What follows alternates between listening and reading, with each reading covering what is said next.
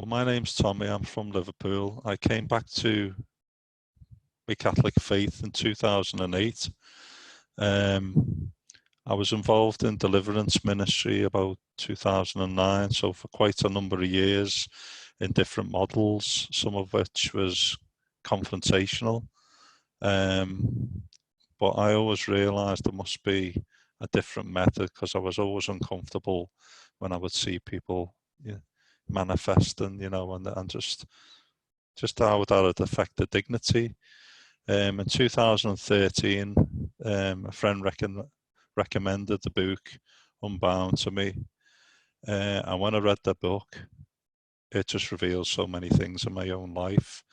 And I started at the time praying into some of my own past, lots of pain from my own past as a child.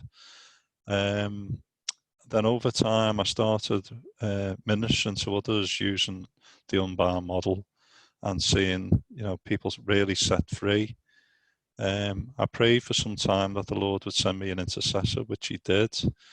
And I was just blown away by the simplicity of the keys, and just the actual model being able to, because it was scalable, you could bring the gifts of the Spirit into it, especially words of knowledge and revelation, which I've had quite a lot. I was blessed praying with a Polish doctor. He was really set free, and he wanted to bless me, so he gave me some money, and I invested in the actual the Unbound basic ministry course. And later on again, I prayed him, and I just used the money to buy the advanced series and just set about learning that. I prayed with a friend of mine last year, and he was radically set free. And at the end of it, he said to me, "Tommy, have you ever received Unbound because you pray with everyone else?" And I was a bit painted into the corner, so I realised I hadn't. And I ended up visiting Sue and Martin, who prayed for me back in February this year, 2020, just before lockdown. Very beautiful prayer. We went through quite a lot of my own past, but there was a couple of significant lies which although I'd been able to use the keys myself, I've seen the power of that intercession, the intercessor at work and the prayer leader. And one of the actual lies, which was so powerful when I renounced it, and this is the main part of the testimony.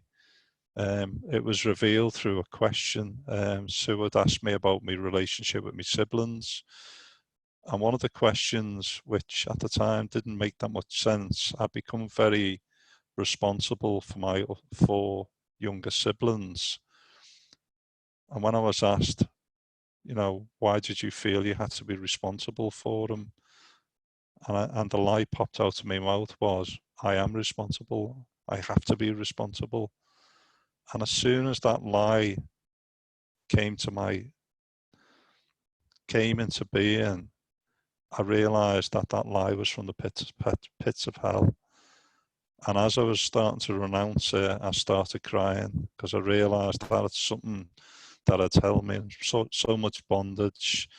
All my life I'd felt that responsibility, even over my parents. I'd carried that as a burden. I carried a lot of guilt and anger, lots and lots of strive and stubbornness. Perfectionism was something, I had to feel I always had to master. And actually, when that lie was renounced, as we were moving, just before we went into Thanksgiving, I had this picture, and it was like an old hot air balloon, and the actual balloon part of it itself was just full of patches. It was an old ragged balloon stitched together. I could see the stitching. And as the renunciation and the commands happened, it was just like the most beautiful hot air balloon. It was brand new, and it was rising. I could feel myself rising in that freedom. And in itself, that was beautiful. But one of the things was, as I was receiving the Father's blessing, Martin just came alongside me, he placed his hand on my shoulder, and I was so aware of the hand on the shoulder, and I knew it was the Father blessing me. I'd never ever been blessed as a son. You know, God bless my own father. He's passed away 6 years now, but he never had the ability to tell me how much he loved me, to affirm me, and just to bless me as a man and a son. And that's something that's stayed with me. And as I'd left that night, I'd grown up with, as I say, with that responsibility. What I realised is after that, I was calling Abba, Father, Daddy.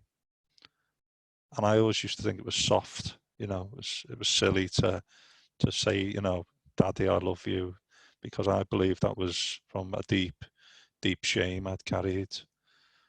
And to actually go to sleep of a night feeling the Father's love pouring into my heart, and to know that I was a son, you know, just to see that that lie was smashed off my life, that blessing, that affirmation as a son, totally changed.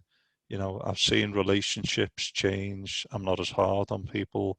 I'm not as hard on myself. And I can actually enjoy each day as a son. And that for me is, you know, it's changed my life. Thanks be to God.